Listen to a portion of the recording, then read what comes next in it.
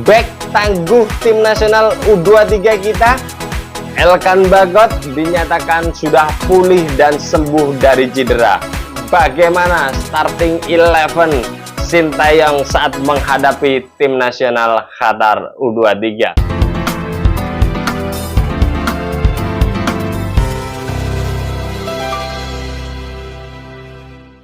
Di penghujung waktu jelang perhelatan Piala Asia U23 yang akan mulai diselenggarakan pada tanggal 15 April 2024, tersaji laga pembuka antara tim nasional Indonesia melawan tim nasional Qatar U23. Apa saja update informasi jelang pertandingan tersebut? Terus kemudian bagaimana starting 11 Sintayong saat menghadapi tim nasional Qatar U23? Menarik untuk kita bahas, selalu menarik untuk kita bahas perjalanan tim nasional Indonesia, dan khususnya ini adalah tim nasional Indonesia U23 dalam perhelatan Piala Asia U23. Update informasi di mana bek tangguh tim nasional U23 kita, Elkan Bagot, dinyatakan sudah pulih dan sembuh dari cedera. Buktinya apa? Buktinya adalah klub Bristol memainkan Elkan Bagot 90 menit dan menyumbang 1 gol pada pertandingan tersebut pada kedudukan akhir 3-1 untuk kemenangan Bristol. Yang menjadi menarik adalah pertanyaannya, apakah memungkinkan Elkan Bagot menyusul tim nasional Indonesia U23 ke Qatar? Secara regulasi, saya jawab memungkinkan kalau menurut regulasi, di mana regulasi FIFA pasal 26 ayat 6 mengatakan bahwa dalam regulasi AFC itu dijelaskan bahwa setiap kontestan masih bisa mendaftarkan pemain maksimal 6 jam sebelum pertandingan bergulir. Regulasi AFC mengatakan, saya ulangi, setiap kontestan masih bisa mendaftarkan pemain maksimal 6 jam sebelum pertandingan bergulir. Video ini dibuat adalah tanggal 14 dan pertandingan akan dilakukan besok malam, sehingga masih ada waktu sebenarnya 24 jam untuk bisa dipertimbangkan jika memang benar-benar potensi Elkan Bagot itu bisa diikut sertakan dalam Piala Asia U23 ini. Ini adalah PR dari PSSI, saya pikir, bagaimana mengkomunikasikan dengan Bristol, ya, karena sebagai klub juga saya menyadari bahwa Bristol ini kan sudah kehilangan Elkan Bagot beberapa bulan karena memang menderita cedera, dan kemarin saat bermain Bristol dengan kehadiran Elkan Bagot menuai kemenangan dan Elkan Bagot juga menciptakan gol. Artinya pemain yang satu ini sangat dibutuhkan oleh klubnya. Bisa jadi klubnya juga akan keberatan karena ya ditakutkan nanti akan cedera lagi karena memang bisa jadi kondisinya belum 100% pulih.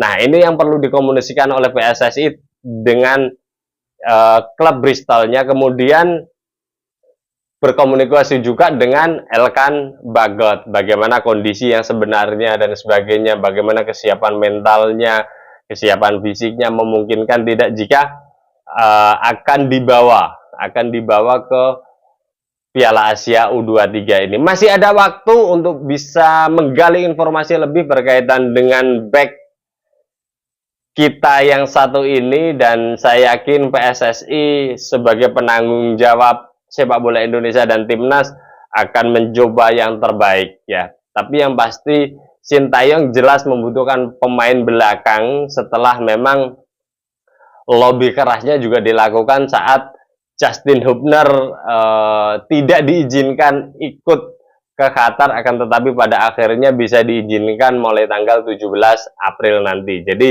laga kedua melawan Australia, Justin Hubner akan bisa ditampilkan. Nah, ini juga kalau misalkan ada potensi Elkan Bagot, saya pikir usaha harus dilakukan oleh PSSI dan Badan Tim Nasional Indonesia untuk bisa mengorek-korek, ya, terkait regulasi FIFA, terus langkah ke depannya mendaftarkan pemain yang satu ini setelah memang ada kepastian Dan ya karena yang didaftarkan hanya 23 pemain, Sintayong juga harus memikirkan menyingkirkan ya, mencoret satu pemain yang dirasa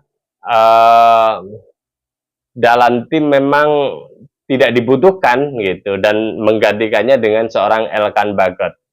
Secara regulasi bisa, secara usaha kita nggak tahu antara PSSI sama klub Bristolnya dan Elkan Bagot sendiri. Kalau misalkan kedua belah pihak ini bisa saling kerjasama yang baik dan mengetahui betul bagaimana obsesi tim nasional Indonesia untuk bisa berbicara banyak di Piala Asia U23 ini, saya pikir Bristol juga akan memberikan izin agar Elkan Bagot bisa terbang ke Piala Asia U23.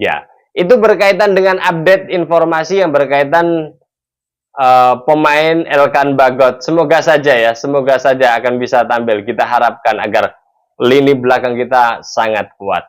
Nah, pertanyaan kedua, bagaimana starting 11?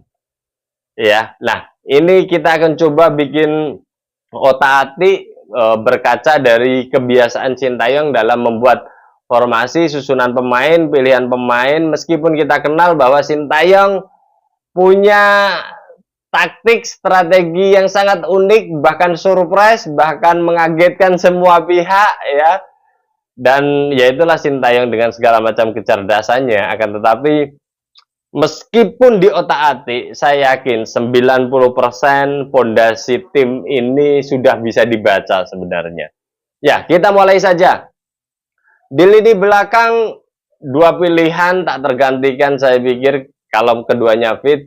Yang pasti pertama adalah Hernando, kemudian jika misalkan Hernando tidak fit, Adi Satrio. Kedua penjaga gawang ini saya pikir akan menjadi pilihan di antara tiga penjaga gawang yang ada. Dan bahkan kalau kita bicara pilih satu, ya pasti Hernando. Karena jam terbangnya bersama Sintayong. Terus kemudian jika tim nasional menggunakan 3-4-3, maka tiga center back yang ada adalah Ferrari, terus kemudian Rizky Ridho, dan Komang.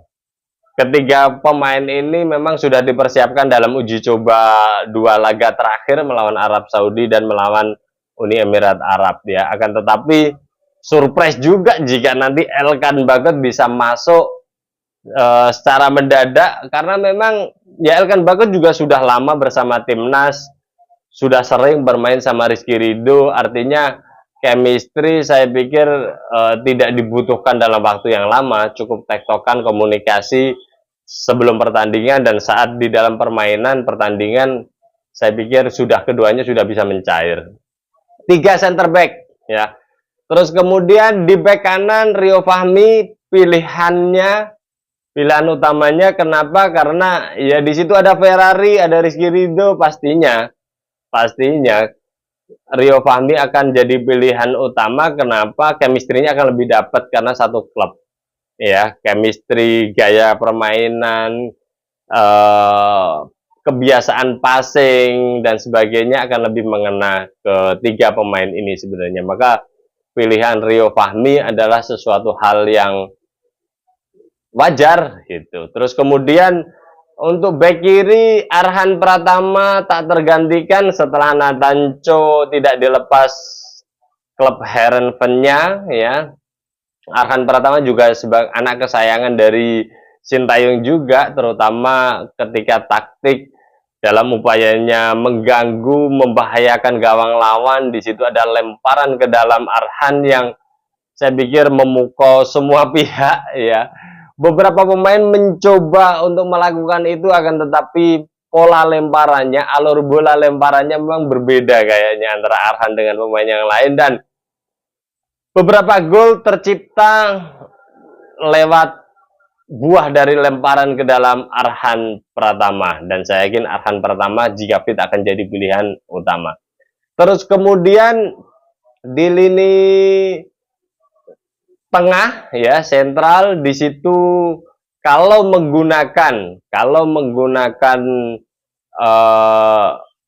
dua pemain berarti pilihannya adalah Marcelino dan Ivar Jenner di situ.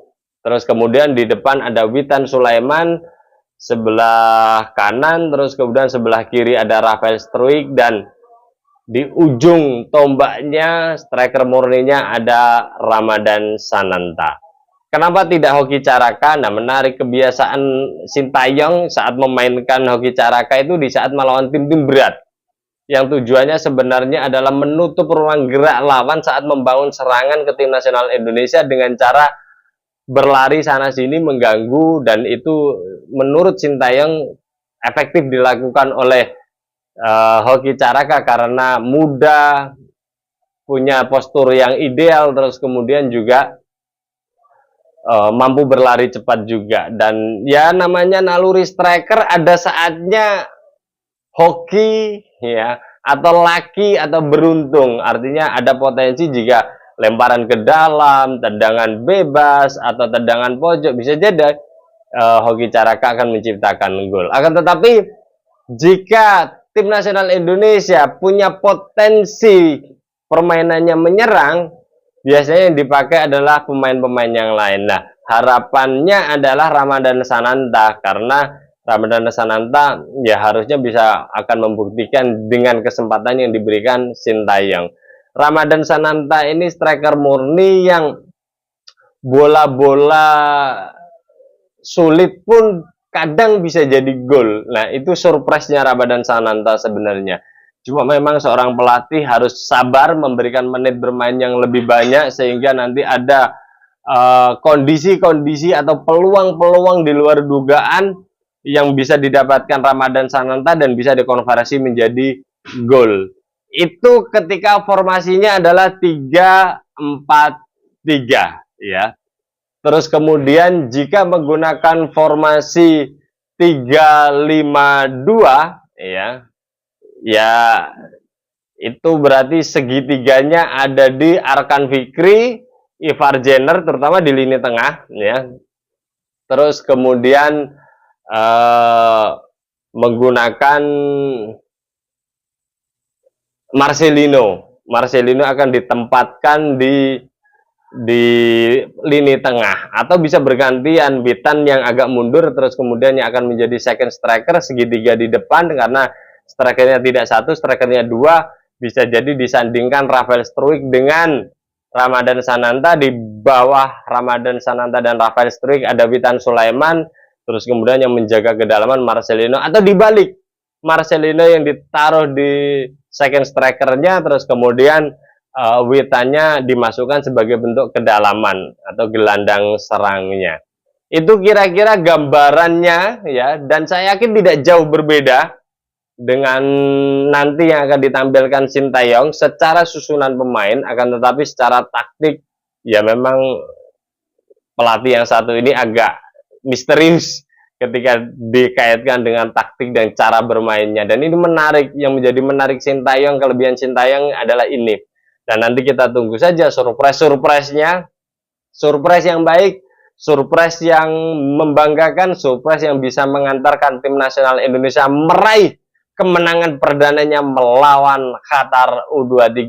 Kita nantikan update-nya ya, Piala Asia U23 ini, bagaimana nanti hasil pertandingan antara tim nasional Indonesia melawan tim nasional Qatar U23 bersama saya Setia Uban. Thanks for watching.